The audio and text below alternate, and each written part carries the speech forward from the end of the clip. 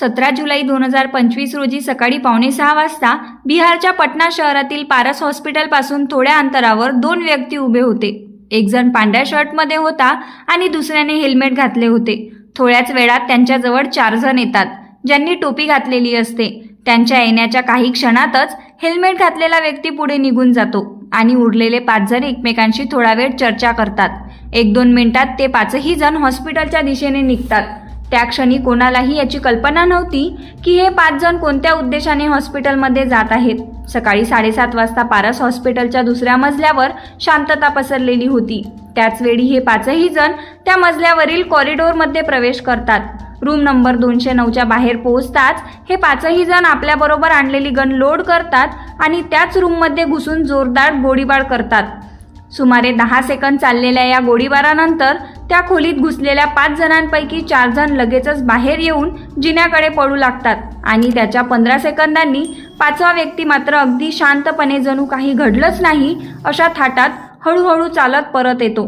काही वेळातच ही बातमी संपूर्ण देशभरात पसरते की पटनाच्या पारस हॉस्पिटलमध्ये गोळी झाडून एका व्यक्तीची हत्या करण्यात आली आहे आणि मारलेला व्यक्ती काही सामान्य माणूस नव्हता, तर पटनाचा कुख्यात गँगस्टर चंदन मिश्रा होता.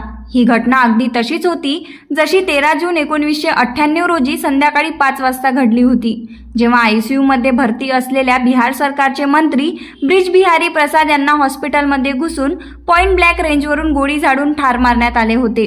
तेव्हाही त्यांच्या सुरक्षेसाठी 22 कमांडो तैनात होते आणि हत्या करणाऱ्याने 2 दिवस आधीच प्रसारमाध्यमांसमोर जाहीरपणे धमकी दिली होती की तो मुख्यमंत्र्याला ठार मारणार. हे काम कोणत्याही सामान्य कॉन्ट्रॅक्ट किलरचं नव्हतं, तर उत्तर प्रदेशातील सर्वात धोकादायक गँगस्टर श्रीप्रकाश शुक्लाने हे अंजाम दिलं होतं. हाच तो श्रीप्रकाश शुक्ला ज्याच्या आयुष्यावर रंगबाज नावाची लोकप्रिय वेब सिरीज बनवण्यात आली आहे. पण जी कथा तुम्ही ऐकणार आहात ती देखील एखाद्या क्राईम थ्रिलर वेब सिरीजच्या स्क्रिप्टसारखीच वाटेल. आणि या खरीखुरी जीवन कथेच्या प्रत्येक पानावर तुम्हाला दिसेल गुन्हेगारी, रक्तपात आणि एक असा बदला ज्याच्या मागच्या गोष्टी फार थोड्यांना माहीत आहेत. नमस्कार मंडळी, स्वागत आहे तुमचं क्राईम स्टोरी टेलर 1 या मराठी न्यूज चॅनलवर. मंडळी, चंदन मिश्रा याची कथा सुरू होते पटण्यापासून सुमारे 140 किलोमीटर दूर असलेल्या बक्सर जिल्ह्यातील एका छोट्याशा गावातून. एक टिपिकल मध्यमवर्गीय कुटुंब, आई वडील आणि घरातला एकमेव मुलगा चंदन. वडील गावातील दबंग व्यक्ती होते, त्यामुळे गावात त्यांचा दरारा होता. संपूर्ण कुटुंब चंदनवर जीवापाड प्रेम करायचं आणि चंदनचं वेड होतं क्रिकेट. पण एका लोकल मॅचमध्ये चंदनच्या आयुष्यातील स्कोअरबोर्ड कायमचा बदलून गेला. त्या दिवशी मैदानावर एका क्षुल्लक गोष्टीवरून चंदनची सोनू नावाच्या मुलासोबत बाचाबाची होते आणि रागाच्या भरात सोनू चंदनला सर्वांसमोर मारहाण करतो. अपमान, वेदना आणि त्याहूनही मोठी अहंकारावर झालेली ठेच.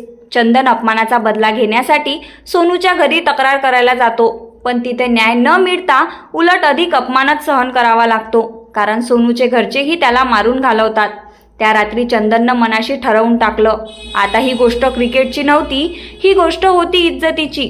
दुसऱ्या दिवशी सकाळी तो घरून आपल्या वडिलांची लायसन्सधारी बंदूक घेऊन सोनूच्या घराबाहेर पोहोचतो आणि त्याला बाहेर बोलवतो. सोनू, जो कालपर्यंत त्याच्यावर वरचढ होता, तोच आता ओव्हर कॉन्फिडन्समध्ये बाहेर येतो आणि चंदन कोणतीही पूर्वसूचना न देता, कोणताही गोंधळ न करता थेट त्याच्यावर गोळी झाडतो.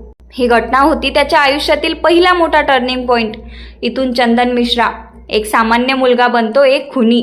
तोपर्यंत ही बातमी चंदनच्या घरापर्यंत पोहोचते. पोलीस त्याला अटक करतात. घरच्यांनी धावत जाऊन पोलीस स्टेशनमध्ये चंदनचा जन्मदाखला दाखवला आणि सिद्ध केलं की तो अजून अल्पवयीन आहे. पडताळणीमध्ये हे खरं ठरतं आणि चंदनला तुरुंगात नाही तर बाल सभागृहात पाठवण्यात येतं. पण जिथं त्याला सुधारणं जाणं अपेक्षित होतं, तीच जागा त्याच्या बरबादीचं केंद्र ठरतं. चंदननं तिथं 3 वर्ष घालवले. अशा मुलांमध्ये जे छोट्या मोठ्या चोरींपासून ते खुनांपर्यंत सर्व काही करून आले होते. जेव्हा चंदन 3 वर्षांनी बाहेर आला, तेव्हा तो योगायोगाने नाही तर स्वतःच्या निवडीने बनलेला गुन्हेगार होता. आता तो क्रिकेटवर प्रेम करणारा साधा मुलगा नव्हता, तर गँगस्टर होणंच त्याचं वेड बनलं होतं. बाल सुधारगृहातून बाहेर आल्यावर चंदनची ओळख झाली शेरू उर्फ ओंकारनाथ सिंगशी. एका म्युच्युअल मित्रामार्फत त्यांची मैत्री झाली. शेरू देखील बाल सुधारगृहात काही काळ राहून आलेला होता आणि त्यालाही क्रिकेटची आवड होती. पण आता खेळ क्रिकेटच्या मैदानावर नव्हता, तर गुन्ह्यांच्या रणांगणावर सुरू झाला होता. चंदन आणि शेरू, दोन अल्पवयीन गुन्हेगाराची जोडी सुरुवात करतात एका नव्या खेळाला, आणि तो खेळ म्हणजे रंगदारीचा. रंगदारी म्हणजे दहशतीच्या जोरावर पैसे उकळणे. लहान दुकान, ठेकेदार, कन्स्ट्रक्शन साइट्स, तिथं मारहाण करून पैसे वसूल करणं हे त्यांचं काम बनलं. जेव्हा पैसा मिळायला लागला तेव्हा पुढचा टप्पा होता हत्यारांच्या जोरावर मोठ्या व्यापाऱ्यांना लुटणं आणि त्यांच्याकडून रंगदारी वसूल करणं. आरा आणि बक्सारमध्ये त्यांचं नाव दहशतीचं प्रतीक बनलं. फक्त 18-19 वर्षाचे हे दोघं तरुण, आणि त्यांचं नाव ऐकून लोक थरथर कापू लागले. त्यांच्या वाढत्या प्रभावामुळे अनेक तरुण मुलं त्यांना जॉईन करू लागली. इथूनच सुरू झाली चंदन शेरूच्या गँगची कथा. गँग वाढू लागल्यावर त्यांनी सर्वात आधी एक मोटरसायकल खरेदी केली. फक्त खरेदीच नाही तर त्यावर अनोख्या पद्धतीनं चालवणंही शिकलं. हे ऐकून थोडं विचित्र वाटेल, पण त्यांच्या ट्रेनिंगची पद्धतही हटके होती. सामान्य लोकांसारखं ते एकाच दिशेने बसायचे नाहीत. चंदन बाईक चालवत असताना शेरू मागच्या सीटवर उलटा बसायचा, समोर नव्हे तर मागे बघत. कारण स्पष्ट होतं, ते दोघं चालत्या बाईकवरून थेट शूट करायचे. हाच स्टाईल पुढे त्यांची सिग्नेचर किलिंग टेक्निक बनली. या पद्धतीमुळे त्यांचा आत्मविश्वास वाढला, कारण आता ते कुठूनही कधीही हल्ला करू शकत होते, न थांबता न घाबरता. मग आला 2011 साल, त्यांच्या गुन्हेगारी प्रवासातील सर्वात धक्कादायक आणि धोकादायक अध्याय. त्या वर्षभरात चंदन आणि शेरूने मिळून एकामागून एक 6 खून केले. प्रत्येक खुनामुळे पोलीस विभागाची झोप उडाली. शेरू चंदनचा गँगचं नाव सगळीकडे पोहोचू लागलं. जेव्हा पोलिसांचं भय संपतं तेव्हाच गँगचं खरं रूप समोर येतं. इतके खून करूनही आता त्यांच्या गँगला पोलिसांचा कोणतीही भीती नव्हती. बायका, पैसा, राजकारण, आता त्यांच्या मार्गात काहीच अडथळा नव्हता. इतकं की चंदन आता मर्डरची तारीख सुद्धा स्वतः जाहीर करू लागला. तुला उद्या गोळी मारू, असं चंदन जेव्हा म्हणायचा तेव्हा तो खरंच दुसऱ्या दिवशी तसंच करायचा. आणि या सगळ्यामुळे बिहार पोलिसांची प्रतिष्ठा धुळीत मिळत होती.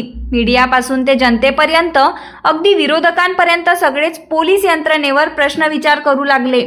जुलै 2011 पर्यंत चंदन आणि शेरू 5 खून करून चुकले होते, आणि त्यांचा पुढचा टार्गेट होता एक प्रसिद्ध चुना व्यापारी राजेंद्र केसरी.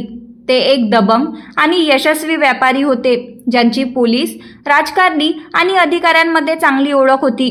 जेव्हा चंदन आणि शेरूनं त्यांच्याकडे रंगदारी मागितली तेव्हा राजेंद्र केसरींनी हे नवीन पोरं माझं काय बिघडवणार असं म्हणत थेट पैसे देण्यात नकार केला. मग आली 20 ऑगस्ट 2011ची संध्याकाळ.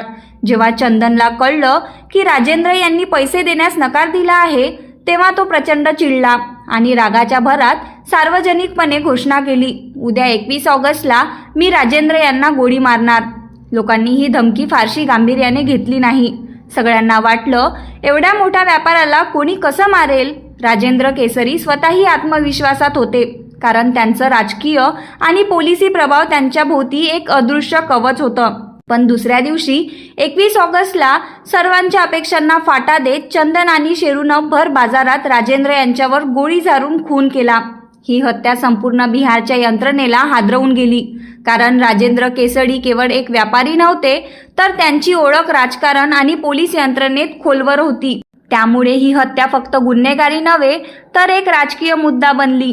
आता ही केस केवळ बिहारमधील गुन्हेगारी गँगपुरता मर्यादित राहिला नव्हता, तर राजकारण, मीडिया आणि लोकमत सगळं पोलिसांवर दबाव टाकू लागलं. पटना पोलिसांवर अधिकृत पातळीवर कार्यवाही करण्याचा दबाव वाढू लागला.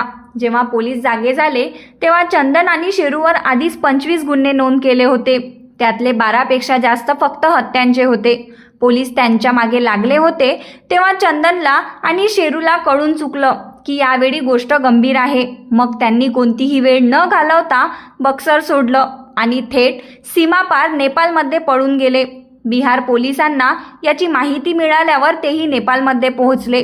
पण नेमकं त्याच वेळी नेपाळ पोलिसांनी हस्तक्षेप केला, कारण हे प्रकरण वेगवेगळ्या देशांचं होतं. यातच कागदपत्रे आणि फॉर्मॅलिटीमुळे वेळ गेला, आणि या वेळेचा फायदा चंदन शेरूनं उचलला. पोलीस ऑपरेशनची खबर लागताच ते नेपाळमधून निसटून थेट कोलकात्याला पोहोचले.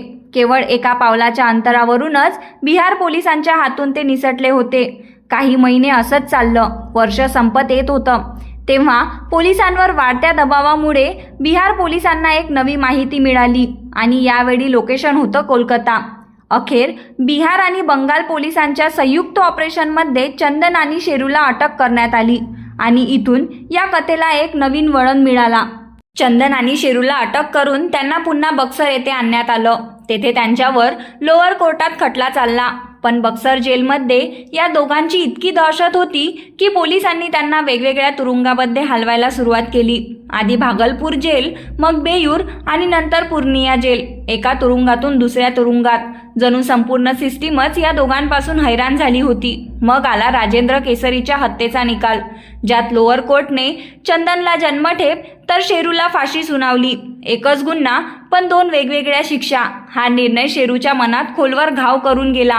त्याला वाटू लागलं की हे सगळं चंदनच्या सेटिंगमुळे झालं आहे, म्हणून त्याला सौम्य शिक्षा मिळाली आहे। दोघांनीही कोर्टाच्या निर्णयाला हायकोर्टात आव्हान दिलं। हायकोर्टच्या निकालात चंदनची जन्मठेप कायम राहिली आणि शेरूची फाशी जन्मठेपेमध्ये बदलली गेली। पण आता खूप उशीर झाला होता आणि जेलने शेरूच्या मनात असं विष भरलं होतं की दोस्ती आता दुश्मनीत बदलू लागली होती। शेरूच्या मनात फक्त कोर्टाच्या निकालाबद्दलच नव्हे तर अनेक गोष्टींबाबत राग साठत होता।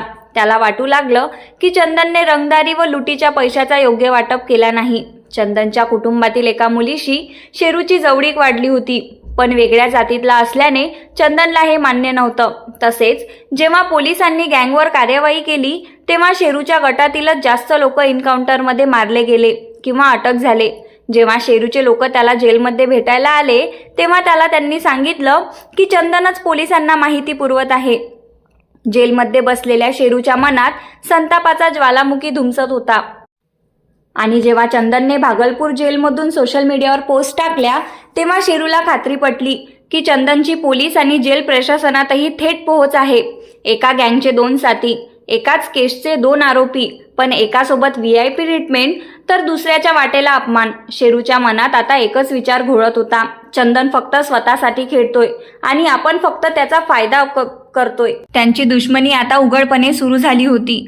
जेव्हा ही गोष्ट तुरुंग अधिकाऱ्यांपर्यंत पोहोचली तेव्हा तुरुंगात शांतता राखण्यासाठी दोघांना वेगळ्या जेलमध्ये हलवण्याचा निर्णय घेण्यात आला। चंदनला भागलपूर जेलमधून पटण्याच्या बेयूर जेलमध्ये ट्रान्सफर करण्यात आलं। ब्रँडसारखा स्वतःला सादर करणारा एक गुन्हेगार तौसिफ बादशाह। तौसिफचा आदर्श होता दाऊद इब्राहिम। त्याच्या पोजपासून कपड्यांपर्यंत आणि ॲटिट्यूडपर्यंत तो त्याचं अंधानुकरण करत असे। त्याचा सोशल मीडिया बायोही याच मानसिकतेचा पुरावा होता। ऑनलाईन जगतात तौसिफ सेलिब्रिटी गँगस्टर बनला होता, ज्याला लोक फॉलो करत असे, घाबरत होते आणि काही जण गुपचूप प्रेरणा घेत होते। शेरूसाठी तौसिफ हा cold blooded no question ask killer म्हणून योग्य पर्याय होता। शेरूनं आपल्या गँगमार्फत तौसिफ बादशाहशी संपर्क साधला आणि चंदन मिश्रा यांच्या हत्येची सुपारी दिली। तौसिफला वाटलं की चंदनसारख्या मोठ्या गँगस्टरला मारून त्याचं नाव गुन्हेगारी जगतात अधिक उंच जाईल, त्यामुळे त्याने ही सुपारी स्वीकारली। पण हे काम सोपं नव्हतं। चंदन परोलवर जेलमधून बाहेर आला खरा, पण हॉस्पिटलऐवजी तो थेट बक्सर गेला, त्याच्या गडात, जिथं त्याची पकड घट्ट होती। लोक घाबरत होते आणि त्याचं स्वतःचं नेटवर्क कार्यरत होतं। हीच होती तौसिफ समोरील पहिली अडचण। म्हणून तौसिफ आपल्या गँगसह योग्य क्षणाची वाट बघत राहिला, जेव्हा चंदन बक्सरच्या बाहेर पडेल। 10 ते 12 दिवस असेच गेले। चंदन आपल्या गडातच लपून बसला। तौसिफसाठी ही विलंब धोकादायक ठरू लागली, कारण जर 15 दिवसात काही घडलं नाही तर चंदन परत जेलमध्ये जाईल आणि मग त्याच्यापर्यंत पोहोचणं अशक्य होईल। मग एक बातमी सगळं चित्रच बदलून टाकते।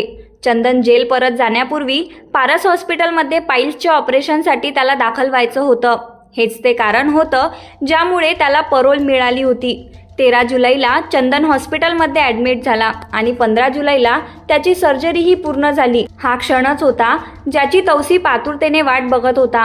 हॉस्पिटलसारख्या पब्लिक ठिकाणी हल्ला करणं धोकादायक होतं, पण चंदन गडाबाहेर आला होता आणि पारस हॉस्पिटल तौसिफसाठी ओळखीचं ठिकाण होतं, कारण याआधीही त्याचे काही ओळखीचे लोक ॲडमिट झाले होते। 17 जुलै 2025 सकाळी 7:15 वाजता जेव्हा चंदन डिस्चार्ज होणार होता, तौसिफ आपल्या गँगसोबत थेट हॉस्पिटलमध्ये शिरतो आणि चंदनच्या रूम नंबर 209 मध्ये घुसून बेधडक गोळीबार करतो। काही सेकंदात चंदनला ठार मारलं जातं।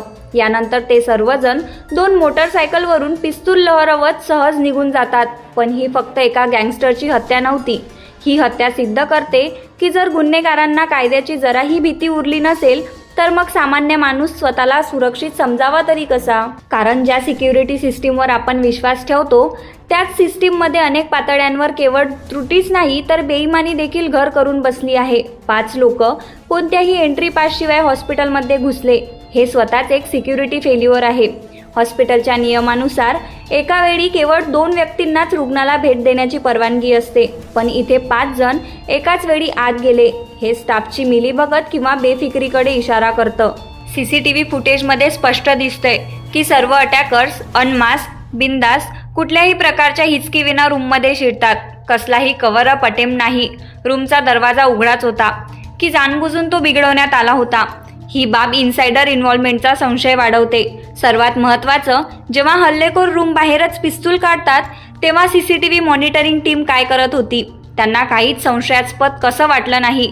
हॉस्पिटलसारख्या संवेदनशील ठिकाणी ना मेटल डिटेक्टर, ना फ्रिक्सिंग, ना गार्ड ॲक्टिव्ह. गोळीबारानंतर ना सिक्युरिटीचं कुठलंही रिॲक्शन, ना कुणी थांबवण्याचा प्रयत्न. हल्लेखोर आरामात निघून जातात. पारस हॉस्पिटलपासून शास्त्रीनगर पोलीस स्टेशन फक्त 2.5 किलोमीटर अंतरावर आहे. हेडक्वार्टर्स 2 किलोमीटर आणि डुमरा चेकपोस्ट फक्त 1.5 किलोमीटर अंतरावर आहे. पण तरीही ना वेळेवर पोलीस पोहोचले ना कुठली रोड ब्लॉकेज लावण्यात आली. हल्लेखोर अगदी बिनधास्त निघून गेले, जणू त्यांना अजिबात भीतीच नव्हती. तौसिफ सर्वात शेवटी रूममधून निघून आला आणि त्यामुळे शक्यता वर्तवली जाते की त्याने हत्येचा व्हिडिओ शूट केला. जर खरंच तसं असेल तर हत्या केवळ मारण्यासाठी नव्हती तर भीती निर्माण करण्यासाठी होती. जर हा व्हिडिओ कधी व्हायरल झाला तर तो केवळ कायद्याच्या अंमलबजावणीच्या यंत्रणेचं नव्हे तर संपूर्ण सिस्टीमचा दिवाला काढेल. ही केवळ एक सुपारी हत्या नाही तर आहे सिस्टीमच्या चुकींचा एक जडजडीत गोष्ट. जेव्हा नेता, गुन्हेगार आणि यंत्रणा एका नाण्याच्या 3 बाजू बनतात तेव्हा जनतेचा त्रास केवळ वोट बँक म्हणून पाहिला जातो. हा खून फक्त एका गँगस्टरचा नाही तर प्रश्न आहे, जर त्यालाही कोणी न थांबवता मारू शकतं तर सामान्य माणूस कुठल्या गिनतीत आहे? या हत्येने राज्यात खळबळ उडवली. SSP कार्तिकेय शर्मा यांनी रविवारी पत्रकार परिषदेत सांगितलं, आज सुबह में चंदन मिश्रा की गोली मार के हत्या कर दी गई थी. इसमें अनुसंधान जारी करते हुए कई तरह की टीम है जो विभिन्न जगहों पर रेड छापेमारी कर रही है. जो इसमें घटना करने वाले अपराधकर्मी हैं उनको आइडेंटिफाई कर लिया गया है और उनके विभिन्न ठिकानों पर लगातार छापेमारी चल रही है. ये घटना अब जो कि अपराधी रहे हैं पूर्व के और 24 से ज़्यादा केस इन पर दर्ज रहे हैं और सजा याफ्ता भी रहे हैं. उसी में जो कि वर्चस्व को लेकर लड़ाई थी उसी को लेकर ये घटना करी गई है. इसमें जो जहाँ ठिकाने जहाँ प्लानिंग की गई थी, जहाँ छुपने का स्थान था, वहाँ पे पुलिस लगातार रेड छापामारी कर रही है और जल्द ही अपराधी को तक पुलिस पहुँच जाएगी और उन पर कड़ाई से कार्रवाई होगी. की तौसिफ बादशाह, त्याचा चुलत भाऊ निशू खान आणि त्याचे साथीदार हर्ष व भीम कोलकाता पोलीस आणि STFच्या मदतीनं अटक करण्यात आले आहेत.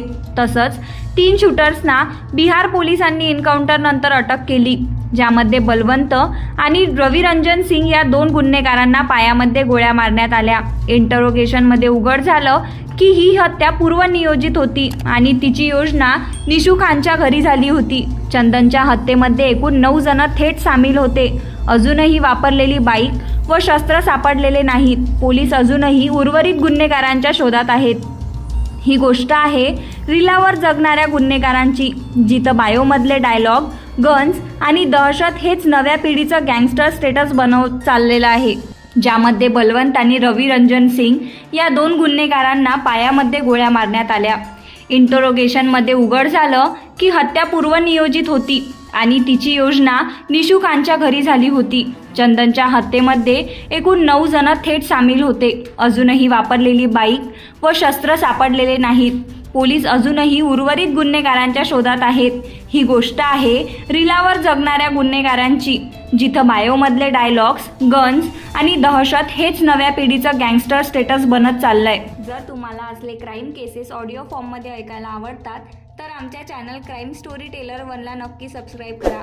बेल आयकॉन दाबायला विसरू नका, कारण पुढचं गुन्ह्याचं गूढ उलगडण्याआधी सगळ्यात आधी खबर तुम्हालाच मिळणार. धन्यवाद.